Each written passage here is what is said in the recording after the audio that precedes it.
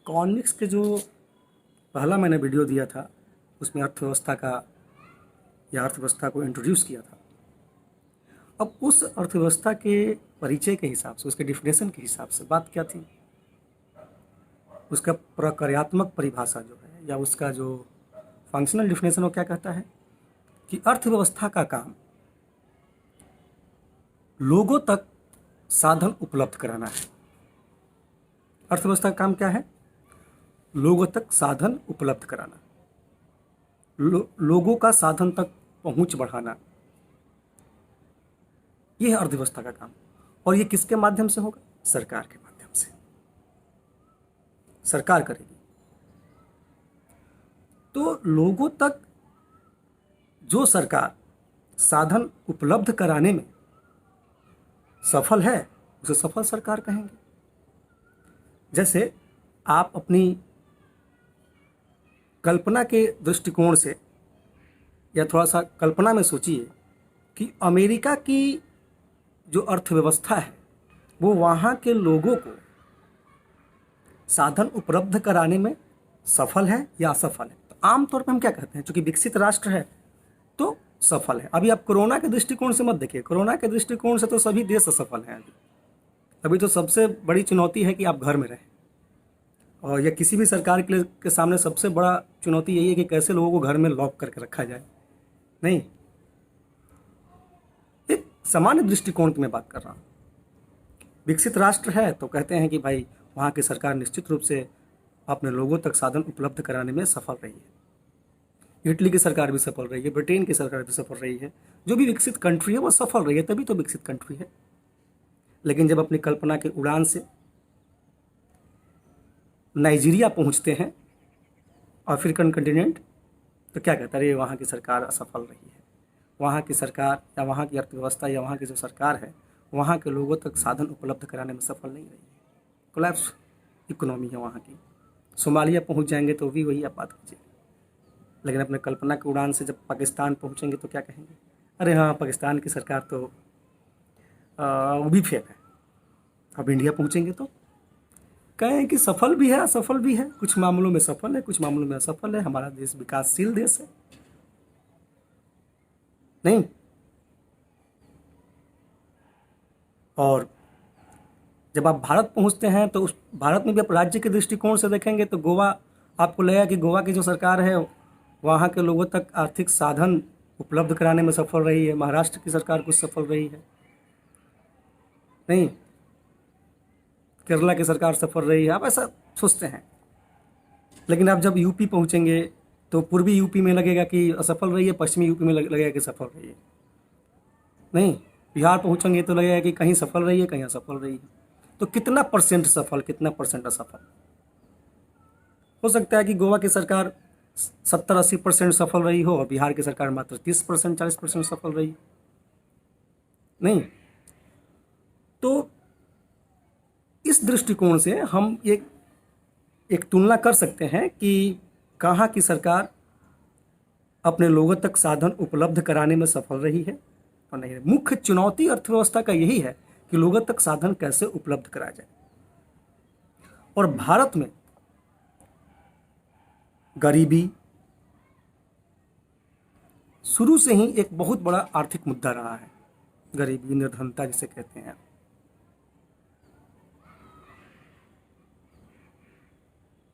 गरीबी हो गया, भुखमरी हो गया, यह हमेशा से एक बहुत बड़ी आर्थिक मुद्दा रहा है भारत के सामने।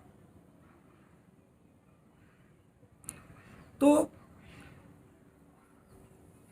इसके लिए हम लोग आकलन करना पड़ता है कि आखिर हम गरीब किसको कहें और उसको हम उस साधन को उपलब्ध कराने के लिए कौन से प्रयास करें, कौन सी योजना पे काम करें। तो हम देखते हैं कि सबसे पहले तो गरीबी रेखा का निर्धारण करना पड़ेगा। नहीं, और गरीब कौन है पहले ये जानना पड़ेगा। तो गरीब तो आप उसी को कहते हैं जो अपनी आधारभूत आवश्यकताओं की पूर्ति नहीं कर पाता है, या फिर गरीब उन वर्ग को कहते हैं जो आधारभूत आवश्यकताओं की पूर्ति से वंचित रहता है। इसको दो आधार पे हम लोग देखने का प्रयास करते हैं। गरीबी भी दो आधारों पे चीज़ों का आकलन करती है, एक सापेक्ष गरीबी और एक निरपेक्ष गरीबी। अब सापेक्ष गरीबी की जब हम बात करेंगे तो सापेक्ष गरीबी में सबसे बड़ी दिक्कत यह है कि गरीबी का जो मात्रा है ये पता नहीं चल पाता है, कितने गरीब हैं एक्चुअल, वास्तविकता का पता नहीं चलता है। अब सापेक्ष गरीबी का कैसे कंपेरिजन किया जाता है? मान लीजिए कि मुकेश अंबानी है, धनी मनी आदमी है, युवराज सिंह है, धनी मनी आदमी है, अब सचिन तेंदुलकर है, महेंद्र सिंह धोनी है, धनी मनी आदमी है। अब इन महेंद्र सिंह धोनी को मुकेश अंबानी से कंपेरिजन कर दीजिएगा तो मुकेश अंबानी से कंपेरिजन करने के बाद तो महेंद्र सिंह धोनी गरीब आदमी हो जाएंगे। सापेक्ष गरीबी इसी को कहते हैं। नहीं तो सापेक्षतः कौन गरीब है कौन अमीर है? नहीं, तो सापेक्ष गरीबी में तो वैसे वैसे लोग गरीब हो जाएंगे जो जिनके पास सारा साधन उपलब्ध है, आधारभूत आवश्यकता जो भी किसी को जीवन जीने के लिए होती है वो सब कुछ उपलब्ध है, लग्जरियस जीवन जी रहे हैं। अब उनका कंपेयर बड़े बड़े अरबपतियों से करने लगेगा तो क्या हो जाएंगे? गरीब हो जाएंगे। तो ऐसे बहुत मुश्किल हो जाता है सापेक्ष गरीबी में कि एक्चुअल गरीबी का पता करें। इसलिए जो दूसरा प्रारूप है गरीबी पता करने का, जो निरपेक्ष गरीबी है, उससे पता चलेगा। ठीक है, और निरपेक्ष गरीबी क्या कैसे आकलन करेंगे? जो एक्चुअल में गरीब है, जिसके पास वाकई आधारभूत आवश्यकता क्या है, रोटी कपड़ा मकान, नहीं, ये भी उनके पास नहीं है, वो एक्चुअल में गरीब कहलाएंगे। ये निरपेक्ष गरीबी से आकलन होगा। नहीं, और क्या उसमें देखेंगे हम निरपेक्ष गरीबी में कि कोई व्यक्ति अपने दैनिक जीवन का जो क्या कहते हैं, आप अपने दैनिक जीवन के पोषक तत्व के जो खाद्य पदार्थ में जो पोषक तत्व किसी भी व्यक्ति को दैनिक जीवन के लिए चाहिए, वो 2200 कैलोरी चाहिए, वो भी नहीं पूर्ति कर पा रहे हैं तो आप गरीब हैं। आय के आधार पर, कैलोरी के आधार पर आप इसका आकलन करेंगे। और एनसीईआरटी जो है गरीबी, देखिए 9th क्लास का चैप्टर पढ़िएगा, तीसरा चैप्टर न्यू एनसीईआरटी का, उसमें गरीबी या पॉवर्टी एज चैलेंज करके एक टॉपिक है, पढ़ने का प्रयास कीजिएगा। हमसे लोग कहते हैं कि सर आप कोई नोट्स वोट्स नहीं देते हैं, तो बोले कि हम क्या नोट्स दें, हम क्लास देते हैं और मेरे समझ से एनसीईआरटी से कोई बढ़िया नोट्स से हमको नहीं दिखा, तो हम कैसे नोट्स दे दें। लोग कहीं कहते हैं फोटो बनावल नोट्स, तो नयका एनसीईआरटी में तो खूब फोटो बना के नोट्स लिख ले हैं, कहे नहीं पढ़ते हैं आप? तो एक बड़ा ही अजब टाइप का एक मनोवैज्ञानिक बीमारी के ग्रसित हो गए हैं स्टूडेंट्स। साइकोलॉजिकल बीमारी बहुत ज़्यादा है समाज में। अब आपको 6, 7, 8, 9, 10 क्लास की एनसीईआरटी नहीं समझ में आती है तो आप ग्रेजुएट किस बात के हैं? नहीं, अब आपको 6, 7, 8, 9, 10 क्लास के एनसीईआरटी नहीं समझ में आएगा तब कोई ग्रेजुएट लेवल का कोई आईएएस पीसीएस का आप नोट्स कैसे समझिएगा? हैं? कोई कहता है सर आंसर राइटिंग कहाँ से स्टार्ट करो? भाई एनसीईआरटी से स्टार्ट करो, 6th क्लास से स्टार्ट कर दो आंसर राइटिंग। अगर न्यू स्टूडेंट हो तो, अभी पदार्पण ही किए हो सिविल सर्विस की तैयारी करने के लिए, तो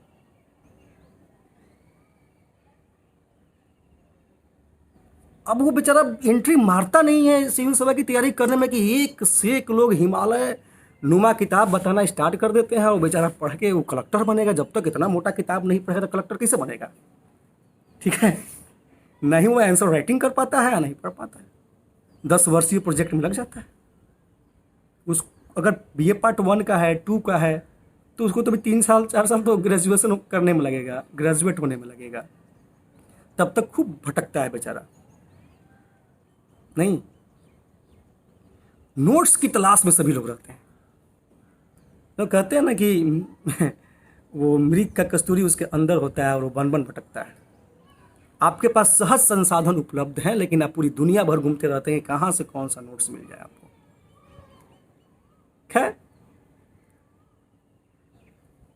समझ जाएंगे, वक्त सबको समझा देता है, समय जो है ना सबको समझाता है बहुत बढ़िया से। ठीक है, तो एनसीईआरटी पे काम कीजिए। अब जो ग्रेजुएट हैं, जो 4-5 साल से पढ़ ही रहे हैं, अभी तक एनसीईआरटी नहीं पढ़ रहे हैं, तब उनको क्या हम कहें? अब पढ़िए। अब मैं तो बहुत बड़ी बड़ी किताब का एग्जाम्पल नहीं दे रहा हूँ, मैं अभी गरीबी रेखा का निर्धारण के लिए एनसीईआरटी 9th क्लास का तीसरा चैप्टर, न्यू एनसीईआरटी का, और ओल्ड एनसीईआरटी का दूसरा चैप्टर पढ़िए। उसके क्वेश्चन भी लिखने का प्रयास कीजिएगा, राइटिंग करने का प्रयास कीजिएगा, तो आपको पता चल जाएगा कि आप कितने पानी में हैं। नहीं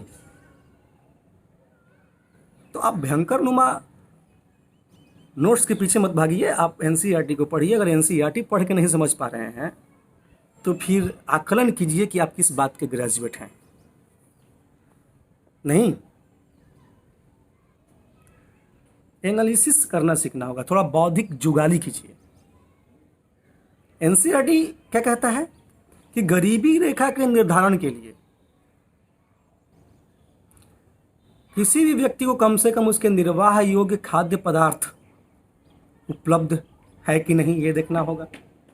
और वही नहीं, निर्वाह योग्य खाद्य पदार्थ ही नहीं देखना है, उसके साथ साथ कपड़ा, जूता,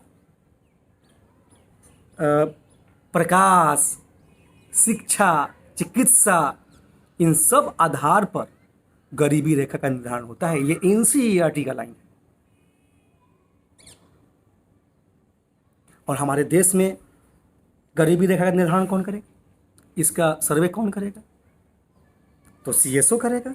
सांख्यिकी मंत्रालय के अंतर्गत कार्य करती है ये संस्था, ये संगठन। और भारत में पहली बार गरीबी रेखा का निर्धारण का प्रयास 60 के दशक में हुआ था, वो भी 1962 में। ठीक है, तीसरी पंचवर्षीय योजना का दौर रहा होगा। नहीं, 51 से 56 प्रथम, 56 से 61 द्वितीय, और 61 के बाद जो स्टार्ट हुआ तृतीय पंचवर्षीय, यानी कि 1962 में गरीबी रेखा के निर्धारण का प्रयास किया गया। ठीक, तो आज का इकोनॉमिक्स क्लास इतना ही।